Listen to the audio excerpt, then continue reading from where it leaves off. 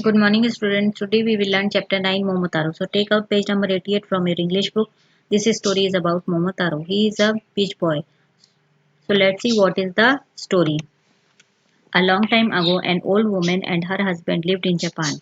बहुत समय पहले की बात है, एक बूढ़ी औरत और उसका आदमी जापान में रहते थे. Every day, the man went out to cut firewood. रोज वो आदमी लकड़ी काटने जाया करता था. While the woman washed clothes in the river. उसी दौरान वो औरत नदी में कपड़े धोती थी. One day when the woman was washing clothes, एक दिन जब वो औरत कपड़े धो रही थी, she saw something big in the water. उसने कोई बड़ी सी चीज पानी में देखी. She picked it up. उसने उसे उठा लिया. It was a giant peach. वो बहुत बड़ा सा पीच था. She thought that she and her husband would have the peach for dinner. उसने सोचा कि उसके रात के खाने के लिए पीच अच्छा रहेगा. So she took it home. इसलिए वो उसे घर ले आई.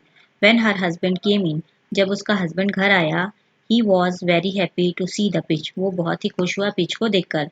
He took a big knife. उसने एक बड़ी सी चाकू ली and cut it in half और उसे आधा काट दिया. A small boy jumped out of the pitch और छोटा सा बच्चा उसमें से बाहर निकला. At first, the husband and wife were afraid.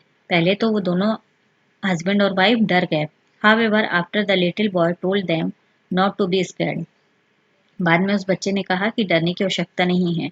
They were happy. वे खुश हो गए and decided to bring him up as their son. और उन्होंने डिसाइड किया कि वे उसे अपने बच्चे के समान पालेंगे. They named him Momotaro और उन्होंने उस बच्चे का नाम मोमोतारो रखा. Momo means peach in Japanese. Momo का मतलब जापानीज में पीच होता है. And Taro is a Japanese boy's name. Taro का मतलब जापानीज बॉय होता है. मोमोतारो grew up to be strong and brave and kind. मोमोतारो बहादुर और दयालु था. He was stronger than everyone else in the village. वो सबसे अधिक शक्तिशाली था पूरे गांव में. One day, Momotaro heard about the devils who spread fear among the people. मोमोतारो ने राक्षसों के बारे में सुना था जिन्होंने पूरे लोगों के बीच में डर फैला रखा था. He decided to go to the land of the devils. उसने डिसाइड किया कि वो डेविल्स के लैंड पर जाएगा, राक्षसों के लैंड पर जाएगा. He wanted to fight them. वो उनसे लड़ाई करना चाहता था. And make them run away. और उन्हें भगाना चाहता था. His parents were not happy. उनके माता पिता खुश नहीं थे. At first, they did not want him to go. और वे नहीं चाहते थे कि वो मोमोतारो जो है वहां जाए. But at last they agreed. परंतु आखिरी में वे राजी हो गए. They made some rice cakes for him. और उन्होंने मोमोतारो के लिए राइस केक बनाया. He picked the rice cakes in a backpack. उसने उन राइस केक्स को अपने बैग में रखा and said goodbye to his parents और अपने पेरेंट्स को गुड बाय कहा. On the way he met a dog. Momotaro where are you going. रास्ते में उसे एक डॉग मिला और उसने पूछा, मोमोतारो तुम कहाँ जा रहे हो. And what have you got in the bag. तुम्हारे पास बैग में क्या है. The dog asked. डॉग ने पूछा, I am going to the land of the devils. Momotaro said. Momotaro ने कहा कि मैं राक्षसों के लैंड में जा रहा हूँ.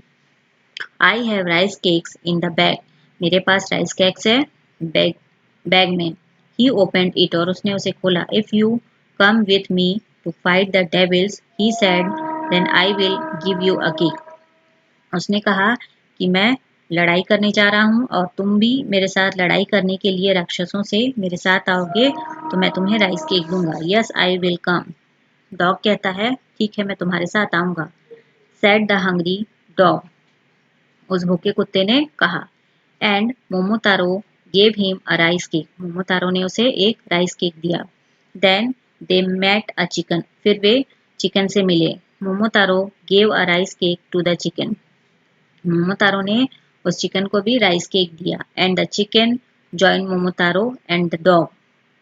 मोमोतारो के साथ चिकन भी लड़ाई करने चल पड़ा उनके साथ. Then they met a monkey.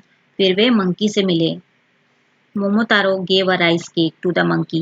Momotaro ने मंकी को भी राइस केक दिया.